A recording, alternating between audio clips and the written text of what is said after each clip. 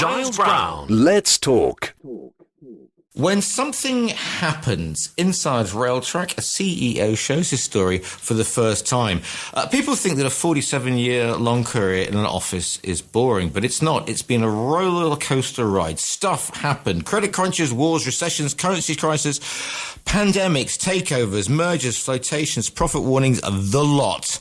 The past is a country worth visiting. I wanted to share my experiences. I have now told my story. That is what Gerald Corbett has said. I'm delighted to say that the man himself joins me live on the line now to tell us more about when something happens. Gerald, good morning to you, sir. Yes, good morning. Good morning. Yes, I mean, I just love that quote. People thinking, because you've been chairman of, was it 12 companies, 11 companies on the board, and people think, I mean, if you add it all up, I've been a director of 13 public companies, of which 7 I was chairman. And not to mention that, if you like, as the kids would say, the side hustles, i.e. the MCC, for example. Yes, that was my sort of Indian summer. Right. I did that at the end. It's a pro bono role, but it's extremely hard work and very difficult. But I enjoyed it. I can imagine. But I mean, the office and the perks must be quite nice as you look across that hallowed stretch of cricketing paradise. Well, if you love cricket, which I do, yeah. Although I'm not very good at it. If you love the game, it's a wonderful role. It really is. But it's extremely difficult. Yes. It's in the public eye. Yeah. And it's a members club, and things can go wrong. And I can bang on about it forever if you like, but you're asking the questions. I'll just give the answer. No. You listen. You say I like it, but I'm not very good at it. That's my sporting and business stories. Full stop. I like them, but I'm not very good at them at all. And I can imagine dealing with those. That particular club, a very good friend of mine goes to the MCC quite a lot. She's a lovely young lady called Caroline, and she says the members are always fascinating, got some great tales to tell, and luckily a lot of it is behind closed doors. So I think we'll quickly draw a veil over that one. However, let's talk about your early career, because I find it fascinating. I had the pleasure to walk this in 1985. I went to the old Stock Exchange building and walked the floor as it was back then, open outcry and all that sort of thing. And your career does stem that whole period between the city as it was and the high-tech world in which we know today. That is absolutely right. I mean, when I began, faxes were a relatively new thing. There weren't mobile phones. There certainly weren't computers. Lunches in the city were sort of long affairs and always ended up with a glass of port, and you'd sort of stagger off back to the office for an hour or so and then get onto the train to go home. Halcyon days. So what was appealing for you to get into business? What made the changes was Big Bang, of course. Sure. Because back then, it was very sort of private school orientated, or if you hadn't been to a decent private school, you had to have been to a decent regiment in the army. Yeah. And of course, it was very Oxbridge, and your word was your bond, and you did business with people who you were at school with, or they were at similar schools, or you knew someone who knew them. It was that sort of world. And then Big Bang opened it all up, and the American banks were allowed to come in, and the integrated houses were allowed to trade, and so on and so forth. And that made the city a much more meritocratic, more professional place. And it was a great reform, because the city then effectively boomed for about 25 years. And in the early part of this century, I mean, if you think back to the skyline, what happened there with Canary Wharf and all the rest of it, and London became arguably the most important financial centre in the world. And it was quite an interesting movement when London moved from the city per se out to Canary Wharf. I mean, and people don't really think that much about it. But I mean, for those, I was working with the LDDC at the time, which would be the early 90s, and they were it was just coming to an end then. But, the first big houses were going out there. The Reichman brothers had built, Canary Wharf, and it really was a sea change and also a culture change. Yes, that's right. And people had to get into the office far earlier in the morning, and they had to stay far later at night. And lunch became a sort of Peter smoked salmon and a glass of fizzy water. Yes, indeed. So, an awful lot of this looks at times to looks at the rail track situation. So, explain for those who perhaps aren't up in their knowledge of the financial landscape and the business landscape, where you were when you got the call to handle one of the most, because, Britain, is a nation of railways, great pride in our rail network. Trust me, I live in Spain, and, to get a train from the Costa del Sol to anywhere can sometimes be a bit of a problem. So, we tend to forget in the UK how wonderfully interconnected the rail network makes us. But of course, it had been under the thumb, quote unquote, of the unions, and, since the dark days of union power in the 70s. Well, it was nationalised in 1948, if you recall. Before that, it was what was known as the Big Four regional railways. And you're right. I mean, there's 20,000 miles of track. There's 3 million people a day go on it. It was a big thing. It was the last of the great Tory privatisations. Mrs. Thatcher hadn't wanted to do it. John Major wanted to do it initially a different way and keep the track and the stations and the infrastructure in the public sector and just privatise the train operators. But the way it was ultimately done was to actually privatise the whole lot and split the railway into 100 different parts and hold it together with these legal contracts. And that proved to be a big mistake because it made it a management nightmare. The railway is an engineering system. The track and the train and that interface is fundamental. What happens to the track is a function of what trains are run over it, etc., etc. And when you split it up, it becomes run. And there's a reason why the railways around the world are integrated, and that is it. And at a stroke, instead of having everybody working together to optimise the train performance, you had people arguing with each other with these adversarial contracts. We had 300 people sitting in an office allocating the causes of train delays between the train operators, the maintenance contractors, and the owner of the infrastructure, rail track. So it was one of those situations where if you were good at arguing your point, you did better than if you concentrated on running the trains properly. I mean, how do you keep how does one keep one's eye on the ball without one's brain exploding? Would be the first question there. Well, with great difficulty. But in the early days of privatisation, there were a number of successes. In spite of the way that it was done, the punctuality of the trains improved by some 30%. And the investment went up. We refurbished all 2,500 stations. And we made good progress on all the key safety measures. 1998 was the first year since 1902 when there was not a single passenger death on the railway. And people forget those early successes. And then, but unfortunately, tragically, we have in 1999-2000, there are two tragic accidents, Ladbroke Grove, of course, and Hatfield.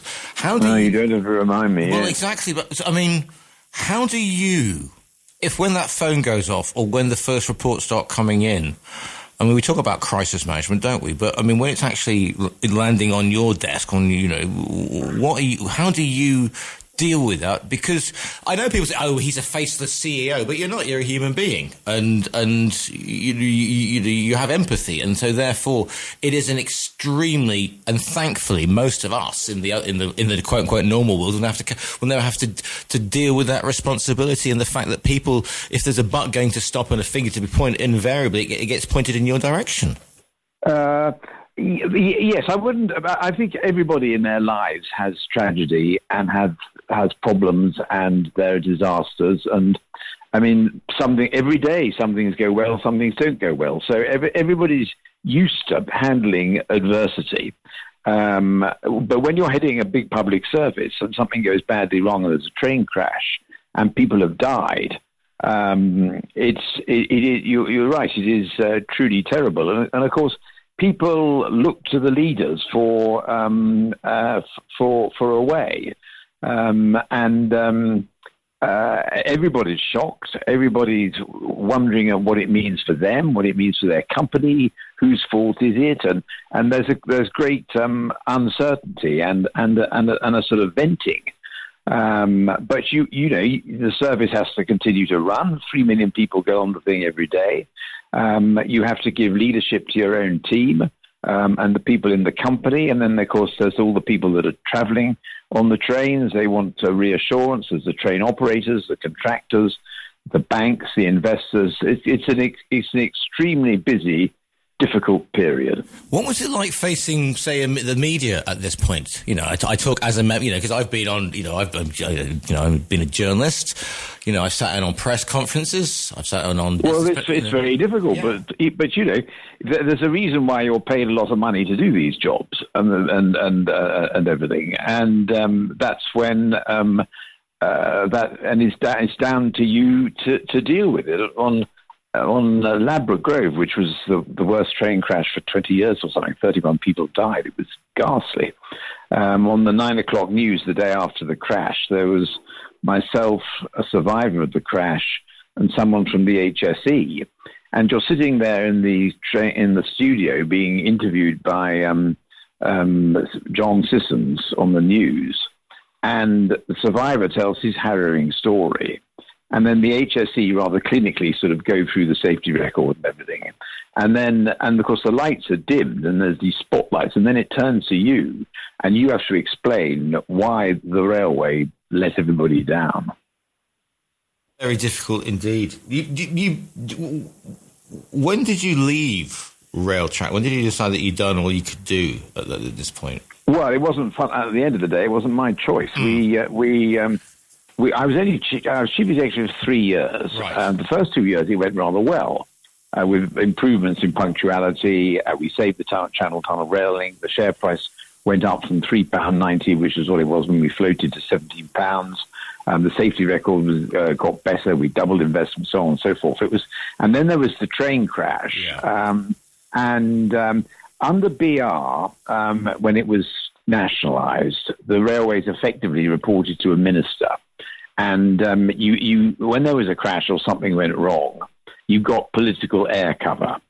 But in 1999, the government, very concerned that people would call for John Prescott's head, and they wanted to absolve him of all blame. It wasn't John Prescott's fault that the train went through the red light. Of course it wasn't. But they were worried that he would get blamed for not having changed the structure and the fragmentation of the railway.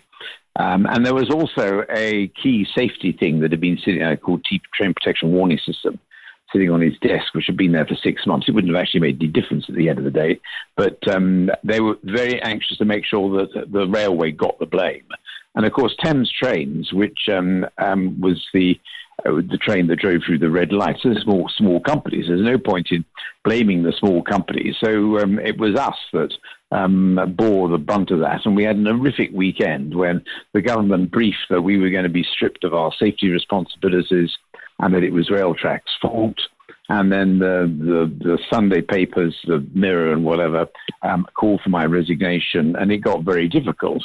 And there was a lot of anger, and we had bricks being thrown through signal box windows. We had our signallers being spat at in newsagents. It was deeply unpleasant. But then we got it all working together again, and we had a pretty good year 2000. And I can remember going down to the Channel Tunnel rail link when we broke through the tunnel, goes under the North Downs. John Prescott came for that ceremony, and we travelled down together, and he said it was getting better and everything. And I can remember him saying, let's just hope and pray there isn't another one. I don't know what will happen. And of course, there was another one. There was Hatfield. 4 people died. It was a broken rail. That was clearly our fault. It was our maintenance contractor. And so I tendered my resignation. I thought that was the right thing to do, to accept the accountability. But then I got, in the next 24 hours, I got huge support from shareholders, from the train operators, from the Paddington Survivors Group, from Number 10, and my resignation was rejected. and I was asked to stay. And so we got stuck in. We started checking all the network to make sure there weren't any other rails in that condition.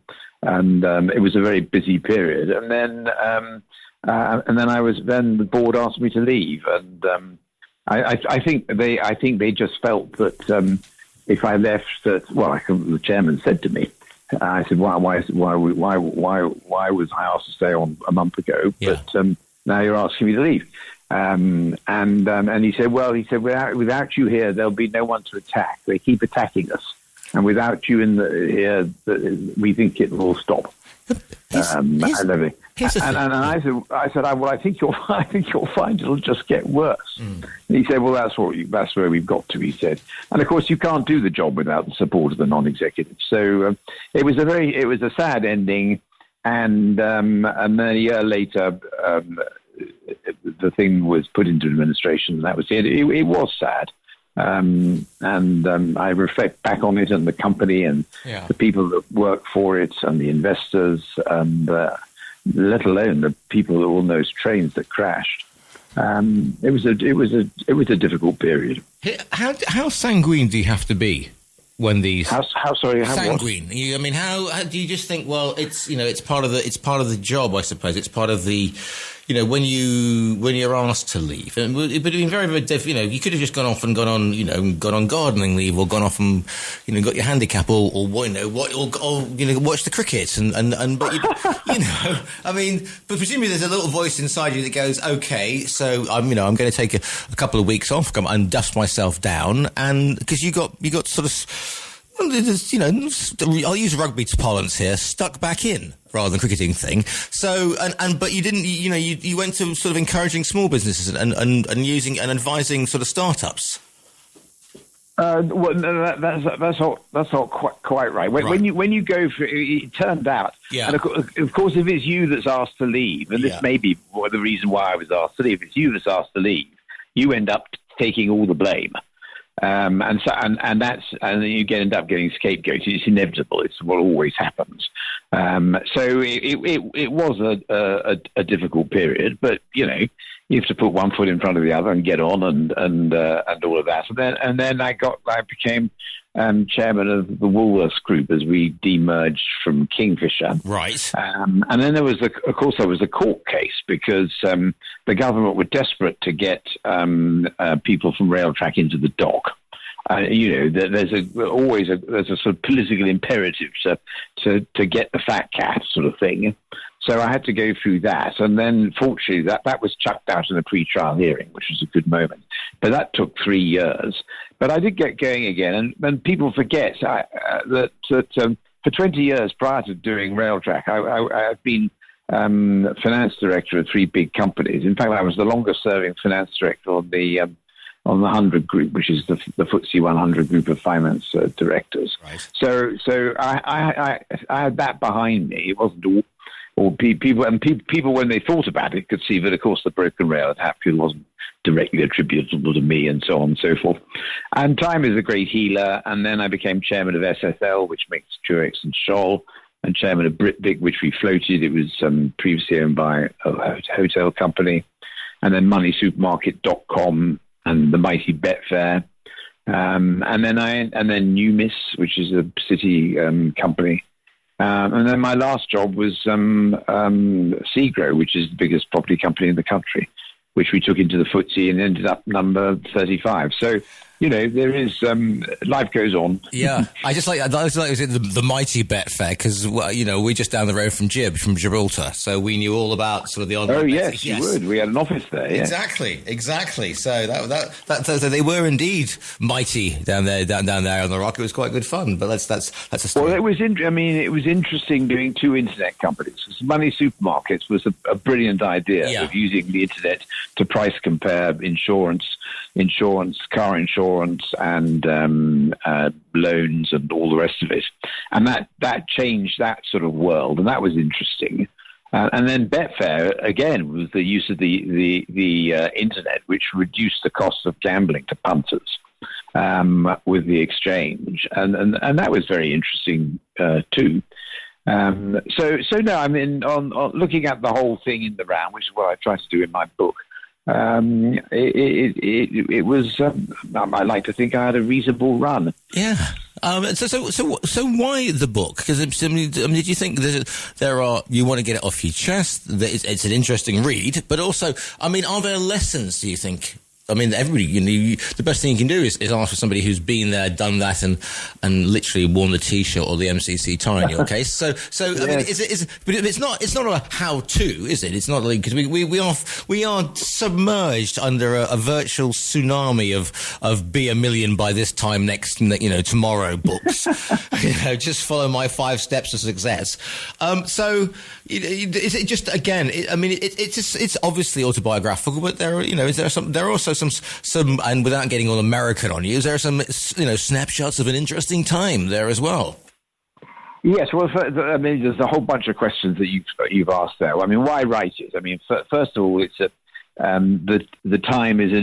past is an interesting country to visit, and I would encourage everybody to do that, because when you're young and you go through various experiences, it's all quite quick and it's quite instant, and you move on quite quickly. And it's only really when you look back on it and you see things through through a lens called the passage of time, and that's sort of cathartic and helpful, and that's cool.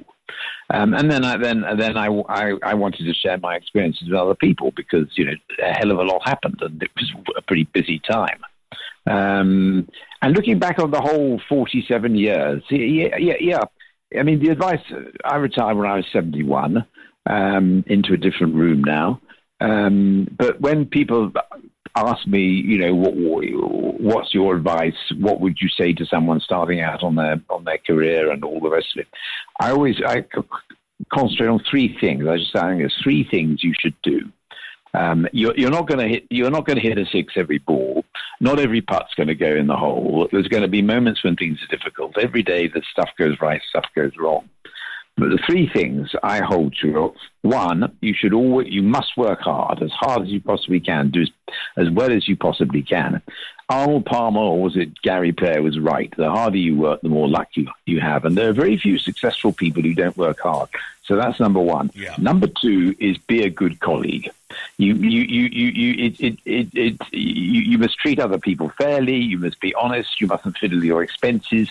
You must be straightforward, easy to work with. You must always go the extra yard for the people. You must act in the interest of the company. Be a good bloke. Being a good colleague. There are very few people who succeed who aren't good colleagues. So that's number 2. Now, if you work hard and you're a good colleague, then over the course of your career, there will be opportunities that will come along, both internally in the organization you're for or externally. And the important thing is to take the opportunities as they come along. And some of them won't work, but some of them will. And I see a lot of people who don't take those opportunities. They end up stuck in one place, and they don't really have the kind of careers that maybe they would do if it had a go. I suppose you're talking about sort of business, integrity, sort of both morally, personally, and yes, that's what I mean by being a good colleague. Yeah. You must tell the truth. People have to trust you. Your word is your bond. You must be kind to people. You must take the difficult decisions nicely and well. You must always act in the interest of the company. And these are things that actually are drummed into one from a pretty early age in your family, the schools you go to, and the university if you're lucky enough, and so on and so forth. So I do think that is right. Put bluntly, if you're a shit, you're not going to get very far. Well, I think that should be the T-shirts, to be honest with you. I think we have a Monday morning. Yes, I think I'll use that in my promos. That'll get my production company happy. What are you hoping that people will learn? And what are you proudest of? It's not over yet, obviously, because you've been involved with MCC and the churches in St Albans and the High Sheriff of Hertfordshire, which presumably means you got to wear some pretty nifty outfits. So I always think when people hire sheriffs, I'm thinking Alan Rickman, obviously, in Robin Hood sort of thing. So, well, why not? Well, why not? Oh, yeah, I think it's it's good to do different things and to learn and to use what experience you've got and what skills you've got on different types of organisations and trying to do a bit of good rather than just growing the profits of a big company. I think that's cool. You meet totally different people, and you've got a chance to make a difference. And I've been lucky that some of that's come my way. So what was it like writing this, by the way? Oh, I rather enjoyed it. I used a Mont Blanc pen. Oh, that's very nice. That's we like a Mont Blanc pen. No, I have. Yeah, I do have one myself. So I've got. Yeah. I thought you'd enjoy that. That's a throwback to the pre-Big Bang era of the city. Yeah. So I wrote it out longhand, and then the person that helps us at home had been a secretary, so she typed it out and everything, and that was how I did it. So it took a couple of years. I didn't do it all the time. I mean, some weeks I would go for weeks on end without writing anything, but I enjoyed it. It was good. What are you hoping then? I mean, is it as you said before? Don't be a should. Is that what we're looking for? Or it's just basically, as I said before, the book is a look at a colourful business career and an even more sort of colourful career in general. So sorry. What's the question? Basically, the book is a look at both your life and also and also the front cover, the painting. Is that one of yours? Is it of you? Where's that come from? Well, my wife's an artist, and she's extremely good at it. She's lots of exhibitions. She's hung in the summer exhibition at the Royal Academy, and that, believe it or not, is actually a picture of me sitting there reading the newspaper. Sitting still, I think, which is the main thing. Sitting still, yes, that's right. Now, and that, of course, is the other thing. I mean, we've only talked about my career, but I think when you think about your life, then your partner. We've been married for 49 years. And your family and your local community, those are all terribly important things. In fact, they're, in a way, the most important part of the whole bit. The book is called When Something Happens. I'm going to run out of time and crash the news, as the saying goes, in a minute. It is by Gerald Corbett, who we're speaking to today. Listeners, you can order it via our own virtual bookstore. You don't do social. Do you have a website? Do you do social media? Do you TikTok? Gerald, are we going to find you there? No, I didn't do any of that, but I can just about manage an email. But you can get the book through Amazon or in a bookshop or from our own virtual book. We have a virtual bookstore, and they click on the rather fine painting by your wife, you see, and a well-known South American river-based firm will deliver it to your door. It's amazing what they do. The book is called When Something Happens. It's by Gerald Corbett. Gerald, it's been an absolute pleasure, sir, to speak to you today. Okay, thanks a lot.